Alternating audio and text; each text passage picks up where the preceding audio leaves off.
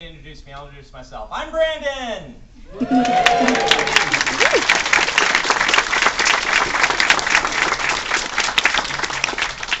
Thank you guys for coming out to see me. My second time in Scotland. I plan to eat lots of shortbread. So what we're going to do tonight is I'm going to do about an hour-long presentation. It's split into 3 segments. The first segment will be me talking at you. You give me a microphone, and I will blab about something. Just kind of my deal. Professor Sanderson likes to talk, so it's kind of relevant to my books a little bit. It relates to things I've been thinking about lately. After that, we'll do a Q&A for about 20 minutes, and then we'll top it off with a reading for the last 20 minutes or so, and then we'll do the actual signing portion. So my talk this tour starts in Sharjah. Does anyone know where Sharjah is? What's that? United Arab Emirates, yes. I had never heard of it before I was invited to go and do a book festival there. And it's in the UAE. That's Dubai is the famous one. It's on the Arabian Peninsula, right on the edge there. Very cool place. I didn't know anything about it. I just said yes, kind of blindly. I figured they're giving me a free ticket, right? So I'll just go. But you always do these things with a little bit of trepidation as an author, because you don't know who's going to be there, who's going to see you. Oftentimes people invite you to festivals just because it sounds interesting. Doesn't necessarily mean there's anyone there actually reading your books or not. So I flew out there to Sharjah, and it was actually a very wonderful experience. I got to go see the desert, which desert does not really it's just not enough of a word for it, right? I mean, we flew for 45 minutes in a helicopter across sand dune after sand dune after sand dune. I got pictures of myself out there, and it's like little tiny me, and dunes everywhere. I made lots of Arrakis jokes, walk without rhythm. You guys there with me, Dune? Yeah. That's how you know I'm a nerd. I'm like, ooh, sandworms! And I went then to the festival itself, and went to the door to go in, and was, like I said, somewhat trepidatious. I wasn't sure what I was going to run into, if I was just going to sit there for hours. So I walked through the door, and there are a line of people there, and they're wearing traditional Emirati clothing, which over there means the women wear what they call the hijab, which is the thing that leaves the face open. It's the black headscarf, and then they wore black dresses. And the men wear the thob, which is the white outfit, the very flowing white outfit with their own headdress. Very formal. And there's this big line of people, and they are all standing there with enormous stacks of Brandon Sanderson books. The big ones. The ones that are kind of hard to carry because the books are so big. Sorry about that. Sorry. And I stopped in appreciation of this, because I had found my people, right? I'd flown all the way across the world, and I had found the science fiction nerds. And it was a great moment for me, because I kind of acknowledged again the power of fiction to bring people together, right? Here I had written something in America, and I connected to people in a culture, in a country I had not even really known existed till they contacted me.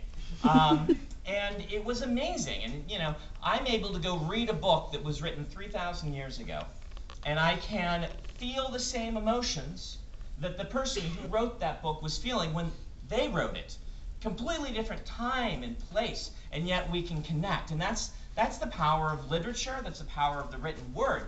And so I was thinking about this, and I had a wonderful time signing the line. One of the first ladies in line, she actually just gotten back from Comic-Con in Dubai, which I didn't even know they had a Comic-Con. She went cosplay. She went as No-Face, which from the Miyazaki film, if you guys have seen it, it's like this person who wears, it's all in black, this spirit, and then wears a mask. She's like, I put a mask on, and it was perfect.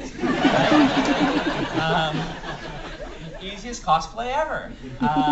And we argued over our favorite Star Trek captains and all this kind of stuff, just the sort of stuff that we love in geek culture. Very, very connected. By the way, Order Their Stick, thumbs up. Very good taste. One of my favorite comics. This moment set me reflecting and thinking very naturally about King Sejong the Great, right? Just like you guys were naturally thinking about King Sejong the Great, you know, the king of Korea in the 1400s. Yeah, you guys. No, the King Sejong the Great. He's one of my favorite figures from history. He rose to power in the 1400s in Korea, and he came into power with an agenda, a very interesting agenda. You see, at the time, in Korea, they used Chinese as their writing system. Does anyone here speak Chinese? Okay, I'm sorry for what I'm about to do to the Chinese language. But they wrote in Chinese and spoke Korean. And Chinese is a really cool writing system. For those who aren't familiar with it, it's what we call logographic, right? And so Chinese, whatever you, I think there's a dash in the middle of that. I'm not sure. This is why I'm sorry. Whatever you write in Chinese can read in another language, even if they just know what the Chinese character is, right? Which is very interesting if you think about it. It means that Chinese can cross cultural boundaries really easily.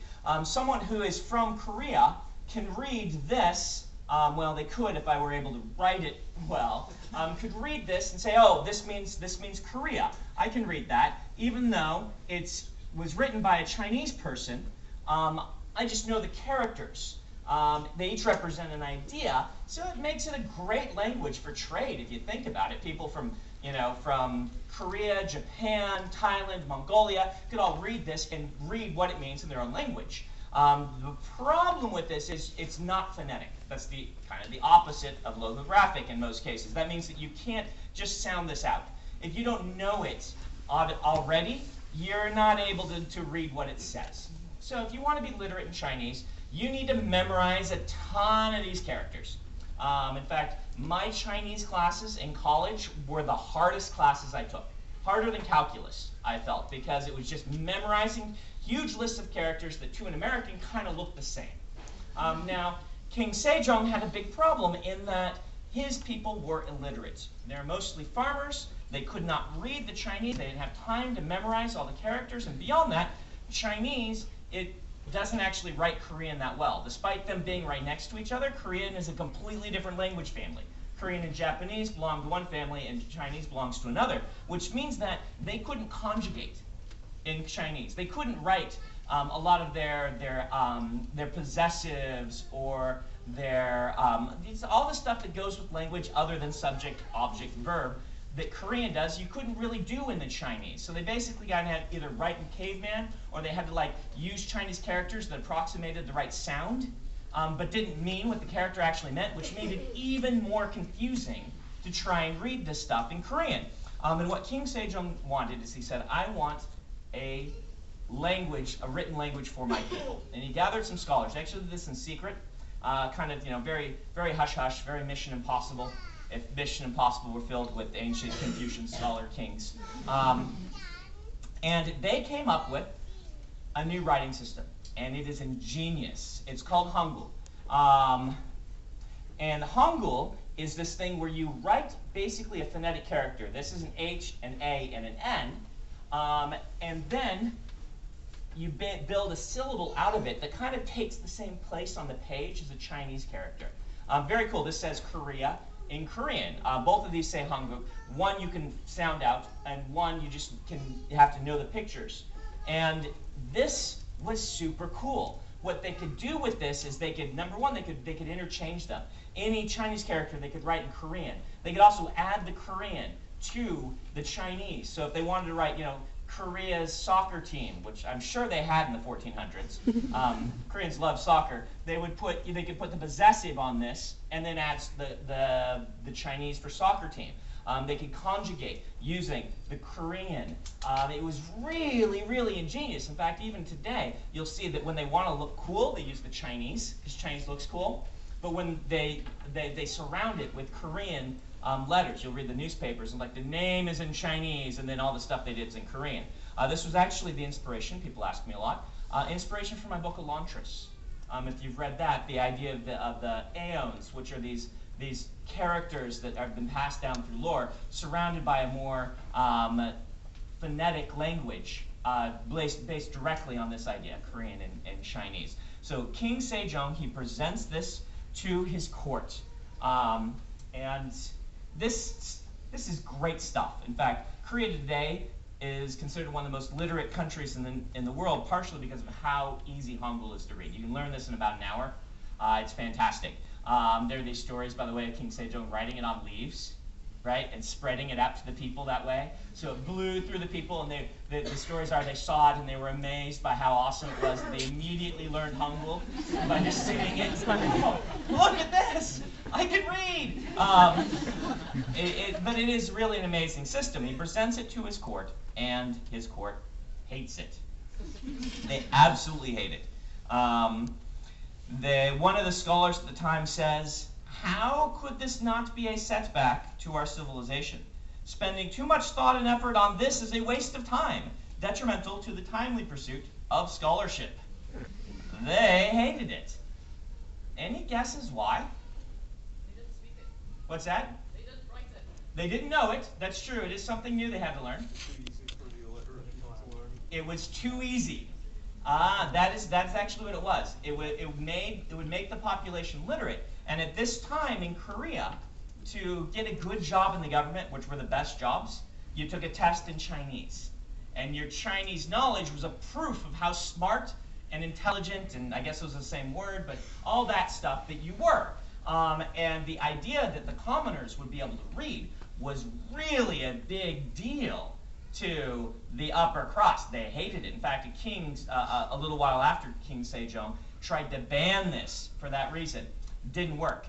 It was already so pervasive in the culture that they couldn't get rid of it. But this idea of preventing people from reading is actually pretty common through history.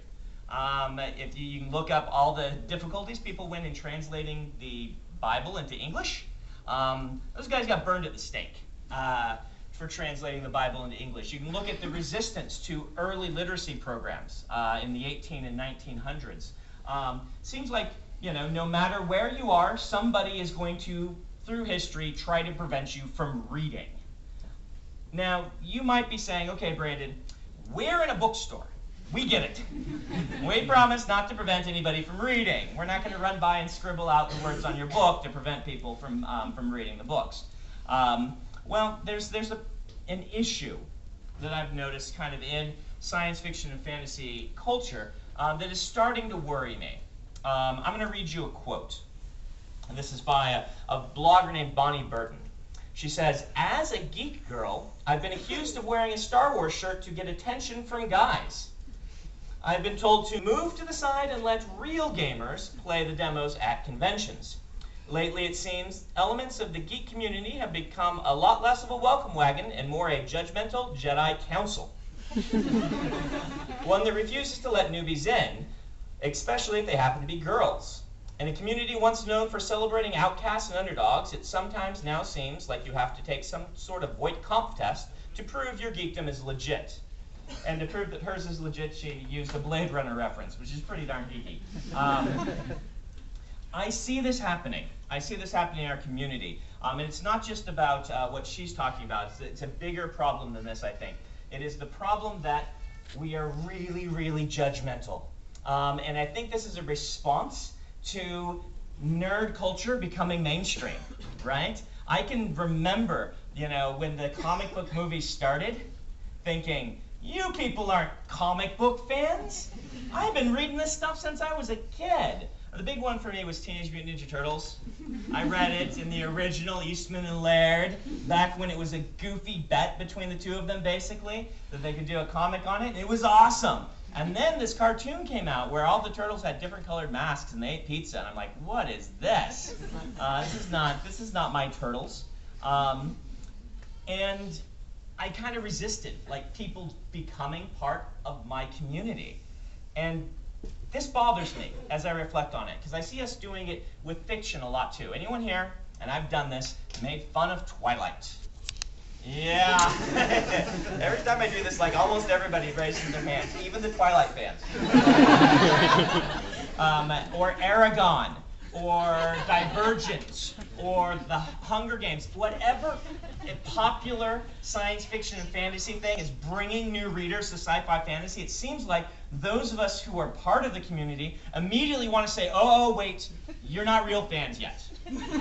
You're not real fans until you read what I think is good.